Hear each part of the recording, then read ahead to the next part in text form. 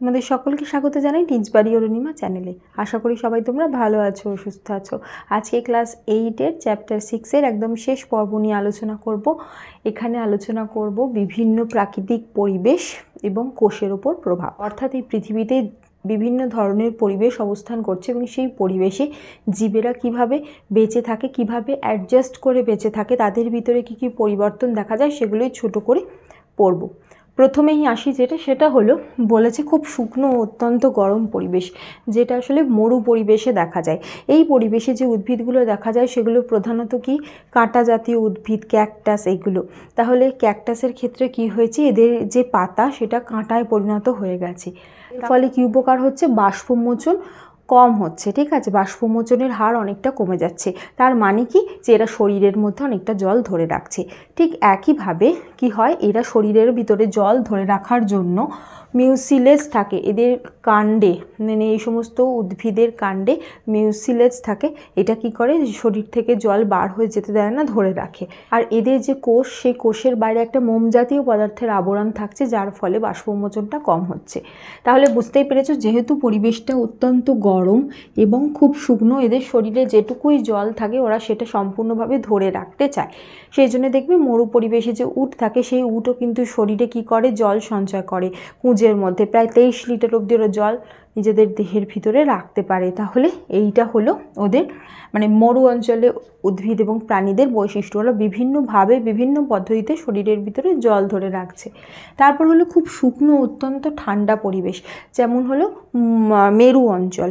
মেরুতে কি হয়, প্রচুর বরফ চারিদিকে, কিন্তু পরিবেশ অত্যন্ত শুকনো, কারণ পরিবেশে জলীয় বাষ্প কম আছে, ঠিক আছে।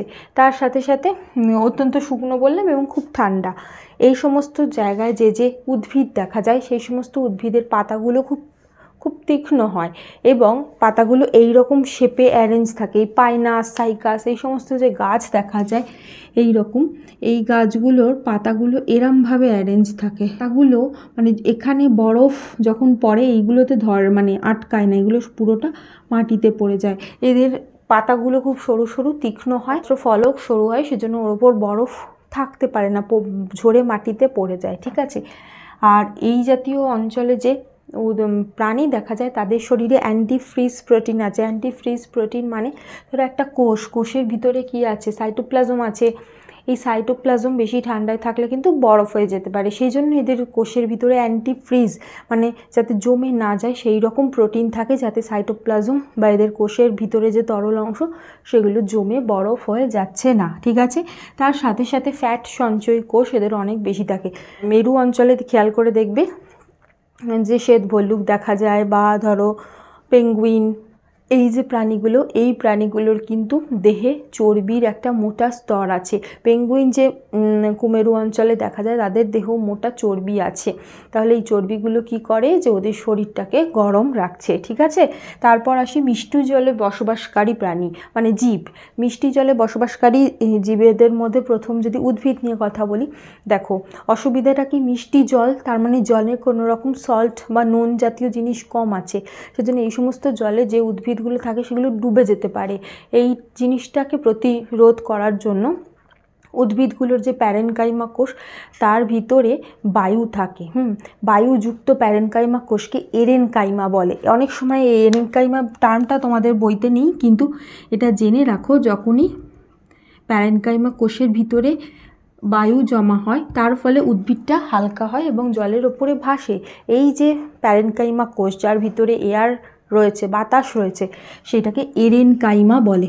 এবার এই সমস্ত জলে, এই জলে বসবাসকারী যে মানে প্রাণী, যেমন মাছ বা বিভিন্ন যে অন্যান্য প্রাণীরা থাকে, তাদের মধ্যে কি পরিবর্তন দেখা যায়, যেহেতু মানে মিষ্টি জলে সল্টের ভাগ অনেকটা কম, সেই জন্য এই সমস্ত জায়গায় ওরা বেশি পরিমাণ কি করে, যে জল শরীর থেকে বার করে দেয়। সেজন্য এই সমস্ত জায়গায় এরা লঘু মূত্র ত্যাগ করে, মানে মূত্রের মাধ্যমে জল অনেক বেশি পরিমাণ বার করে দিচ্ছে। এরপর আসি হলো লবণাক্ত জলে বসবাসকারী জীব। লবণাক্ত জলে বসবাসকারী যে উদ্ভিদের কথায় আসি, যেহেতু জলটা লবণাক্ত তার ওপর যে কোনো জিনিসই খুব সহজে ভাসে, সেই জন্য এই সমস্ত জায়গায় যে উদ্ভিদ আছে সেই উদ্ভিদের মূলে লবণপূর্ণ কোষ থাকে। মানে উদ্ভিদ কি করে, এখানে তো ধরো সমুদ্রের জল থেকে যুক্ত জল টেনে নিচ্ছে, এবার এই যে অতিরিক্ত লবণ ওটাই ওরা কি করে, এই যে একরকম এদের মূলে একরকম কোষ আছে, সেই কোষের মাধ্যমে অতিরিক্ত লবণ শরীর থেকে বার করে দেয়। কারণ অতিরিক্ত লবণ যদি এদের শরীরে প্রবেশ করে কি হবে, সেটা কিন্তু এদের কোষকে মানে কোষের ভিতরে তরলটা লঘু হয়ে যাবে, বাইরেটা ঘন হয়ে যাবে, তার ফলে সমস্যা হতে পারে সেই কারণে।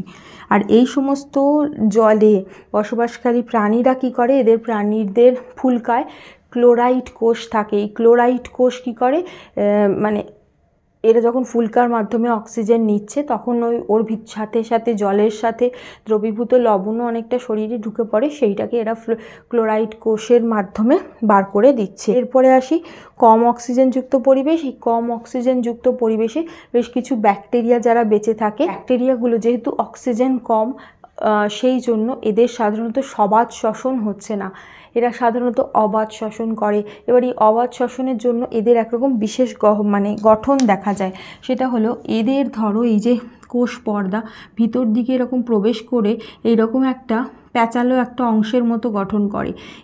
এটাই এদের এনার্জি দিতে বা শক্তি তৈরিতে সাহায্য করে।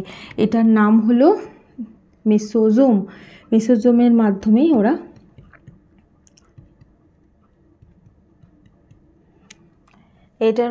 ওরা শরীরে শক্তি উৎপন্ন করে। পরের যে পরিবেশ সেটা হলো অধিক সালফারযুক্ত পরিবেশ। এই অধিক সালফারযুক্ত পরিবেশে বেশ কিছু ব্যাকটেরিয়া আছে যারা সেই জায়গায় প্রচুর পরিমাণ শক্তি উৎপন্ন করতে পারে, সেটা হলো বিজারণ পদ্ধতিতে করতে পারে। যেমন হলো থিওব্যাসিলাস, এই যে ব্যাকটেরিয়াটা এটা করতে পারে। তারপর হলো যে পরিবেশ সেটা হলো পচনশীল জৈব পদার্থযুক্ত পরিবেশ। মানে যে পরিবেশে পচনশীল পদার্থ অনেক বেশি আছে, যখনই কোনো জিনিস পচে যায় সেই পচে গিয়ে সেই জিনিসটা অ্যাসিডে তৈরি অ্যাসিড রূপে চলে আসে।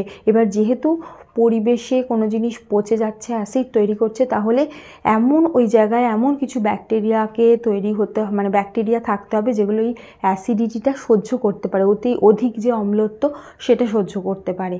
যেহেতু এরা অ্যাসিডকে সহ্য করতে পারে এদেরকে অ্যাসিডোফিলিক বলে। হলো বায়বীয় পরিবেশ, মানে ধরো যে সমস্ত প্রাণীরা বাতাসে বেশিক্ষণ থাকে, যেমন ধরো পাখি, বিভিন্ন পতঙ্গ উড়ে বেড়াচ্ছে, তারা যেহেতু এরা প্রচুর উড়ে বেড়ায় এবং এদের শক্তি প্রয়োজন, সেই জন্য এদের শরীরে বেশি পরিমাণ আরবিসি আছে, লোহিত রক্তকণিকা আছে। এবার লোহিত রক্তকণিকার ভিতরে যেহেতু হিমোগ্লোবিন থাকে, তাহলে এদের দেহে হিমোগ্লোবিনও অনেকটা বেশি পরিমাণ থাকে। আর এদের শরীরে যেহেতু ইমিডিয়েট এনার্জি তৈরি করতে হয় ডানা ঝাপটানোর সময়, সেই জন্য প্রচুর পরিমাণ মাইটোকন্ড্রিয়াও থাকে। বেশ কিছু পতঙ্গর শরীরে দেখা গেছে যে এদের ডানার আশেপাশে যে কোষে, সেই কোষে মাইটোকন্ড্রিয়া একদম কেলাসের মতো একত্রিত হয়ে রয়েছে, সেটাও দেখা যাচ্ছে। যেহেতু বাতাসে উড়ছে, ওদের ডানা ঝাপটানোর জন্য প্রচুর পরিমাণ শক্তি প্রয়োজন, সেই কারণে এই ব্যবস্থা। তারপর হলো সমুদ্রের গভীরে যে সমস্ত প্রাণীগুলো থাকে, যেহেতু সমুদ্রের গভীরে বলা হচ্ছে, সেই সমস্ত অঞ্চলে চাপ অনেক বেশি, সেই জন্য এই সমস্ত অঞ্চলে যে সমস্ত প্রাণী বা ননকটাটা এরা যারা থাকছে, তাদের শরীরে প্রচুর পরিমাণ ক্যালসিয়াম থাকছে। তাদের যে অন্তঃকঙ্কাল সেটা খুব ক্যালসিয়ামের ঘনত্ব এদের অনেক বেশি, ক্যালসিয়াম অনেক বেশি পরিমাণ দিয়ে তবে এদের অন্তঃকঙ্কাল তৈরি হচ্ছে, যাতে প্রেশারে ওদের স্ট্রাকচারটা না নষ্ট হয়ে যায়, জলের যে এতটা প্রেশার পড়ছে সেই কারণে। যেমন ধরো যে কোরালস আছে, সেগুলোর দেখবে প্রচুর পরিমাণ কোরালস মরে গেলে ওদের যে স্ট্রাকচার সেটা থেকে যাচ্ছে, কারণ প্রচুর পরিমাণ ক্যালসিয়াম দিয়ে ওগুলো তৈরি হচ্ছে। তারপর হলো অধিক উচ্চতাযুক্ত পরিবেশে, অনেক অনেক উঁচু পরিবেশে যে সমস্ত প্রাণীরা উঠতে পারে, তাদের ক্ষেত্রেও বলা হচ্ছে যে তাদের শরীরেও প্রচুর পরিমাণ লোহিত রক্তকণিকা আছে, অ্যাজ ওয়েল অ্যাজ হিমোগ্লোবিনও আছে। এদের শরীরে আয়রনও যথেষ্ট পরিমাণ থাকতে হয়। আর যেহেতু এরা উড়ছে, একইভাবে শক্তি প্রয়োজন, তাই প্রচুর পরিমাণ মাইটোকন্ড্রিয়া এদের শরীরে দরকার। এবং এদের যে ডানা সংলগ্ন এলাকায়, সেই এলাকায় পেশিগুলোতে মায়োগ্লোবিনও অনেক বেশি থাকে। মায়োগ্লোবিন সাধারণত পেশিতে দেখা যাচ্ছে, এদের শরীরে সেটাও অনেক বেশি পরিমাণ থাকে, তার ফলে কিন্তু ওরা অনেকটা উঁচুতে উঠতে পারে।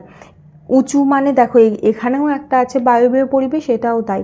এখানে সাধারণত যে নর্মাল পাখি বা পতঙ্গ এদেরকে ফেলা হচ্ছে, আর এই অঞ্চলে মানে অধিক উচ্চতাযুক্ত পরিবেশের ক্ষেত্রে বাজ, চিল এই সমস্ত পাখিগুলোকে ফেলা হয়। তাদের উচ্চতা মানে তারা সাধারণত 15,000 ফুটেরও উপরে উঠছে, তাদের ক্ষেত্রে শরীরে এইরকম পরিবর্তন দেখা যাচ্ছে।